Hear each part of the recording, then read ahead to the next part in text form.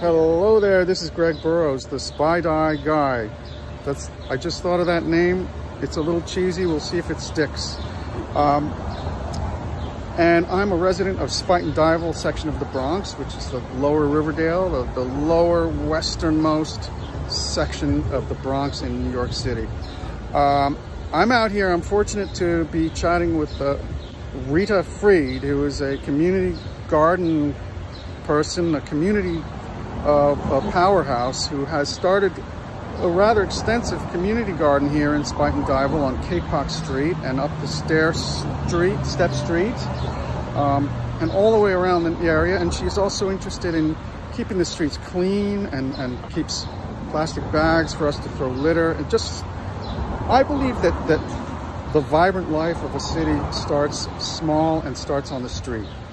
It doesn't always happen with the mayor and the governor and Michael Bloomberg, you know. It starts with us down here on the street doing projects and doing things for the local community. So here, without further ado, Rita Freed. Hi, Rita. Hello, hello. So Rita, you started this whole wondrous community garden about 15 years ago, didn't you? So that would have been around 2009. 2009. So how did it start? Well, I realized they had the green streets down at the bottom where Kapok goes to Johnson and up at the top.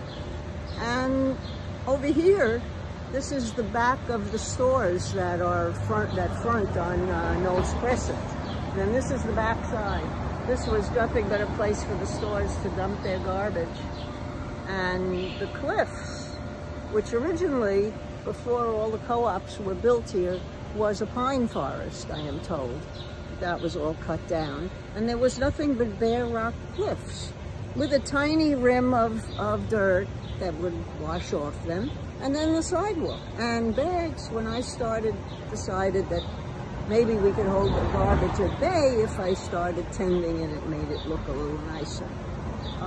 So there were 6 bags, huge, bags like compost bags full of garbage. And it was just a place for people to just, they said, the vacant lot, just throw And so that was how you started. You literally just cleared cans and trash. Clearing it. And then I realized, because it was just like here, what you see is just bare rock. And that was just all bare rock going down. And all of this planting area that you see now has been built, a fence built up to hold soil.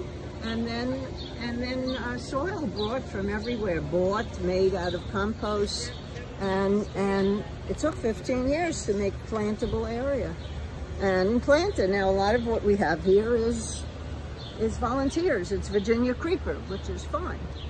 And then there's stuff full disclosure, I myself volunteered briefly, but my schedule didn't allow me to be consistent with the gardening. But I've certainly always admired your work, and I've always appreciated very much what you do here to beautify the neighborhood. And also, there are sort of environmentally healthy aspects to it. The world and cities just need more greenery and more green space. We're holding carbon here. We're holding carbon, and so every little bit that each person can do to contribute to greenery, pollinators when the flowers come, is contributing to a better world and a healthier world. And so, So if you live in the neighborhood or can get to it easily and are interested, you don't have to work 4 and 5 hours a day like I do, crazy person that I am.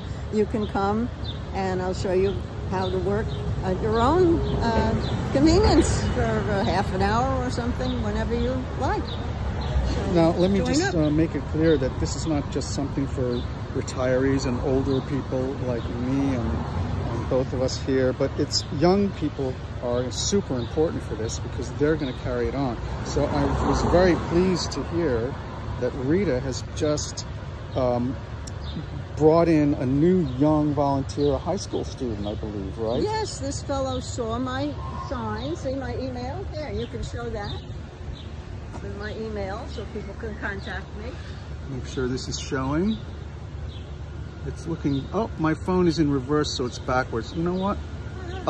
What I'll do is, before we're done, I'm gonna, can I leave your email or something so you can be contacted? So if anyone is interested in volunteering for the community garden and cleaning and beautification up here in Spuyten Duyvil, you can, let's just go ahead and go for it now. You can email Rita at bandrfreed@gmail.com. B and B, R. letter B, that was my husband Barry, who helped me get this started. He used to help me dragging soil here to build up planting areas. So B and R Freed at Gmail. Spelled out at gmail.com. Yeah. And contact me, and I will contact you back, and maybe we can learn the ropes and we can work together. if you're looking for volunteer work or something to do, or to be outside more, healthy exercise, please feel free to contact Rita. And Rita, I just want to thank you so much for chatting today. Maybe we'll do a follow-up interview later in the summer when things are really in full bloom. Right. I'm hoping to have some flowers if we ever get the real rain that keeps getting predicted. Well, as you can see by this gray around us, it looks like we might be getting some of that. So fingers crossed. And we're having moisture anyway. That helps. We're having moisture, thank goodness. Thank you, Rita. You're welcome. Thank you, Greg. Okay.